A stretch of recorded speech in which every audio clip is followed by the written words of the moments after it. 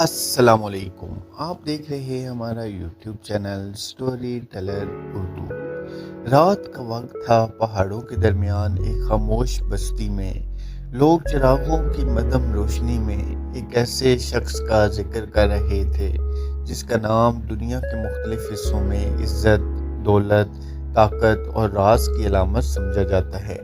کوئی اسے روحانی پیشوا کہتا تھا، کوئی ارب پتی، کوئی مسلح اور کوئی ایک پرسرار شخصیت۔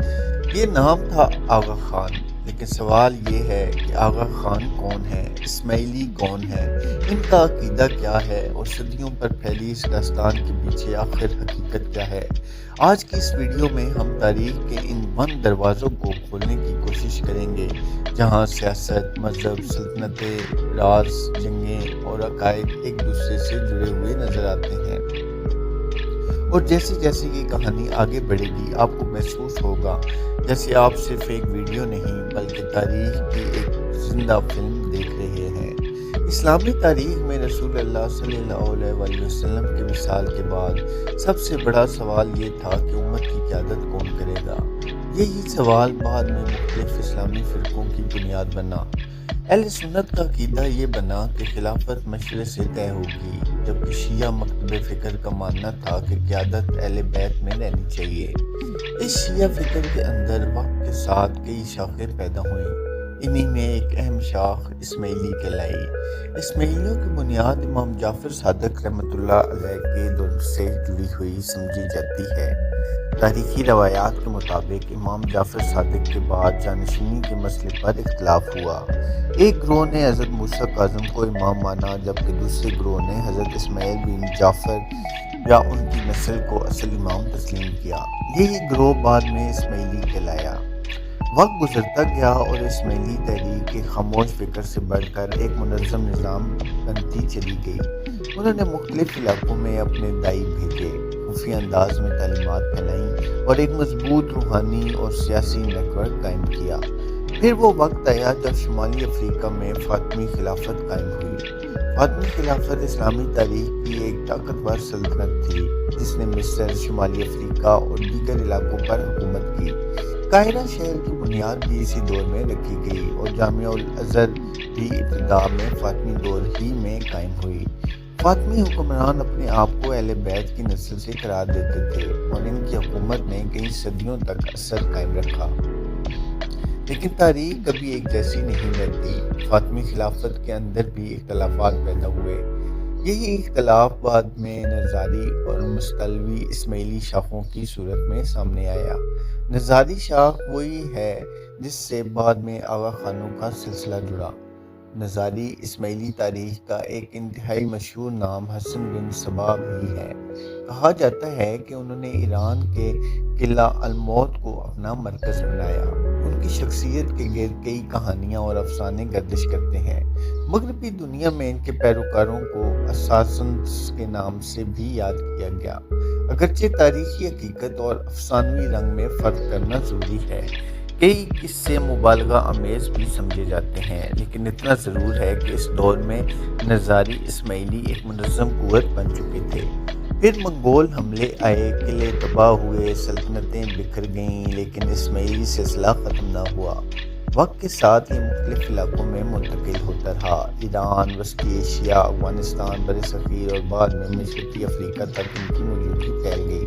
اسی تاریخی سفر کے دوران آغا خان کا لقب سامنے آیا۔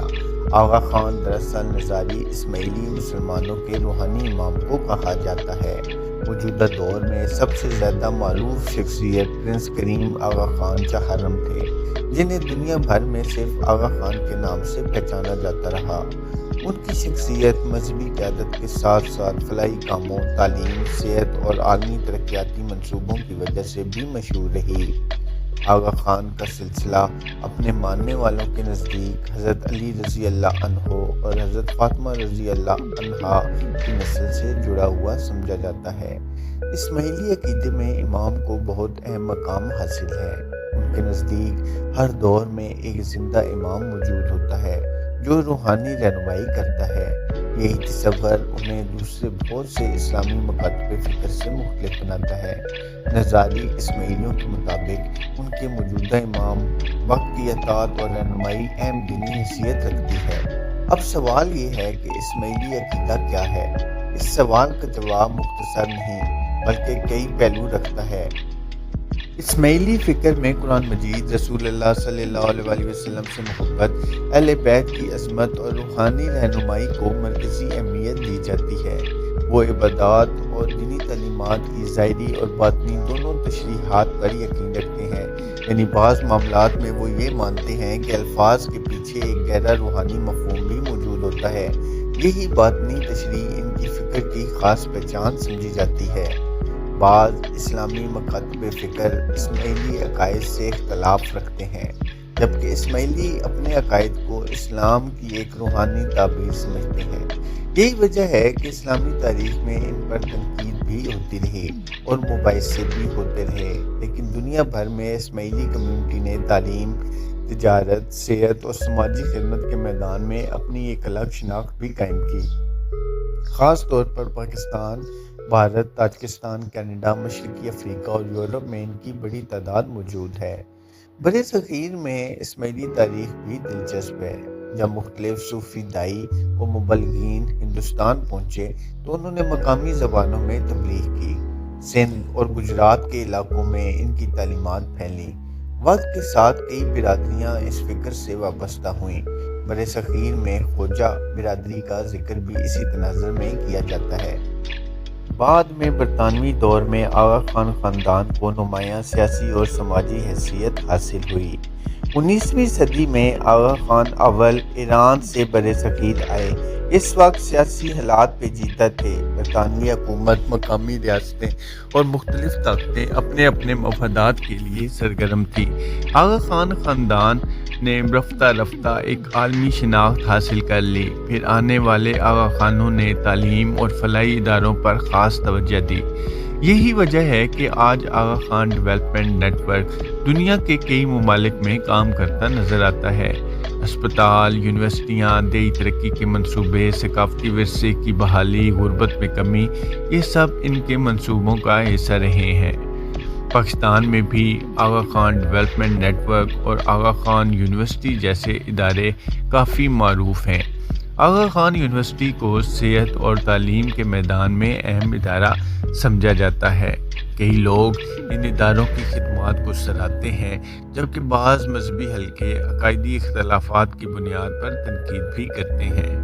یہی اختلاف اسلامی دنیا کی پرانی روایت کا حصہ بھی رہا ہے، جہاں مختلف مکاتب فکر اپنے اپنے دلائل رکھتے ہیں۔ اسماعیلی عبادات کے بارے میں بھی لوگوں میں کئی سوالات پائے جاتے ہیں۔ ان کے عبادتی مراکز کو عموماً جماعت خانہ کہا جاتا ہے۔ وہاں عبادت، دعا اور کمیونٹی اجتماعات ہوتے ہیں۔ ان کی دعاؤں اور مذہبی رسومات میں بعض پہلو دوسرے مسلمانوں سے مختلف ہو سکتے ہیں، تاہم مختلف علاقوں میں مقامی ثقافت کے مطابق بھی فرق دیکھنے کو ملتا ہے۔ اسماعیلی کمیونٹی عموماً تعلیم، نظم و ضبط، سماجی خدمت اور کمیونٹی نیٹ ورک پر خاص توجہ دیتی ہے۔ دنیا میں جب بھی کوئی پرسرار یا کم معروف گروہ ہوتا ہے تو اس کے گرد افواہیں بھی پیدا ہونے لگتی ہیں۔ اسماعیلیوں کے بارے میں بھی انٹرنیٹ پر کئی غیر مصدقہ باتیں پھیلائی جاتی ہیں، لیکن ایک ذمہ دار رویہ یہی ہے کہ مستند تاریخی معلومات اور تحقیق پر اعتماد کیا جائے، نہ کہ سنسنی خیز افواہوں پر۔ تاریخ کو سمجھنے کے لیے ضروری ہے کہ مختلف زاویوں کو دیکھا جائے اور احترام کے ساتھ اختلاف کو سمجھا جائے۔ آغا خان کی شخصیت بھی ہمیشہ دلچسپی کا مرکز رہی۔ وہ صرف مذہبی رہنما نہیں بلکہ عالمی سفارتکاری، سماجی خدمت اور ثقافتی سرگرمیوں میں بھی متحرک رہے۔ ان کے خاندان کا شمار دنیا کے معروف خاندانوں میں کیا جاتا رہا۔ گھوڑوں کی ریسنگ سے لے کر عالمی کانفرنسوں تک ان کی زندگی کے کئی پہلو میڈیا کی توجہ کا مرکز بنتے رہے، لیکن ان کے ماننے والوں کے لیے ان کی اصل حیثیت ایک روحانی امام کی رہی۔ اگر ہم اسلامی تاریخ کا وسیع منظر دیکھیں تو معلوم ہوتا ہے کہ مختلف ادوار میں مختلف مکاتب فکر وجود میں آئے۔ ہر گروہ نے اپنے دلائل پیش کیے، اپنی تعبیرات بیان کی اور اپنی شناخت قائم کی۔ اسماعیلی تاریخ بھی اسی بڑے تاریخی سفر کا حصہ ہے۔ اس تاریخ میں سلطنتیں بھی ہیں، علمی مراکز بھی، سیاسی کشمکش بھی، روحانی فکر بھی، اور وہ داستانیں بھی جنہوں نے صدیوں تک لوگوں کو حیران رکھا۔ آج کے دور میں دنیا تیزی سے بدل رہی ہے، لوگ سوال کرتے ہیں، تحقیق کرتے ہیں اور مختلف نظریات کو سمجھنے کی کوشش کرتے ہیں۔ ایسے میں ضروری ہے کہ معلومات ذمہ داری کے ساتھ بیان کی جائیں۔ کسی بھی مکتب فکر کے بارے میں گفتگو کرتے وقت احترام، تحقیق اور توازن بہت اہم ہوتے ہیں۔ یہی انداز معاشرے میں بہتر مکالمہ پیدا کرتا ہے۔ سوچئے، ایک چھوٹا سا اختلاف صدیوں بعد ایک عالمی کمیونٹی میں بدل گیا۔ پہاڑوں کے قلعوں سے شروع ہونے والی داستان جدید یونیورسٹیوں، اسپتالوں اور عالمی اداروں تک پہنچ گئی۔ ایک طرف تاریخ کے پراسرار باب، دوسری طرف جدید دنیا میں ترقیاتی منصوبے۔ یہی تضاد اس کہانی کو مزید دلچسپ بنا دیتا ہے، اور شاید یہی وجہ ہے کہ آغا خان اور اسماعیلی تاریخ آج بھی لوگوں کی دلچسپی کا مرکز بنی ہوئی ہے۔ وقت بدلتا رہا، سلطنتیں مٹتی رہیں، لیکن عقائد اور نظریات اپنے ماننے والوں کے دلوں میں زندہ رہے۔ یہی تاریخ کا سب سے حیران کن پہلو ہے۔ آج بھی دنیا کے مختلف حصوں میں لاکھوں لوگ اسماعیلی شناخت کے ساتھ زندگی گزار رہے ہیں۔ ان کی اپنی روایات ہیں، اپنی تاریخ ہے، اپنے ادارے ہیں اور ایک ایسا سلسلہ جسے وہ صدیوں پر محیط روحانی قیادت سمجھتے ہیں۔ اور اب جب اس پوری داستان کا پردہ آہستہ آہستہ گرتا ہے تو ایک سوال باقی رہ جاتا ہے: تاریخ کو صرف فاتحین لکھتے ہیں یا ہر گروہ اپنی الگ کہانی ساتھ لے کر چلتا ہے؟ شاید حقیقت انہی دونوں کے درمیان کہیں موجود ہوتی ہے۔ اگر آپ کو یہ معلوماتی اور تاریخی سفر پسند آیا تو ویڈیو کو لائک کریں، اپنے دوستوں کے ساتھ شیئر کریں اور ایسے ہی دلچسپ اور تحقیق پر مبنی تاریخی موضوعات کے لیے ہمارے چینل کو سبسکرائب کرنا مت بھولیں۔ اللہ پاک آپ کا حامی ناصر ہو۔ بہت بہت شکریہ۔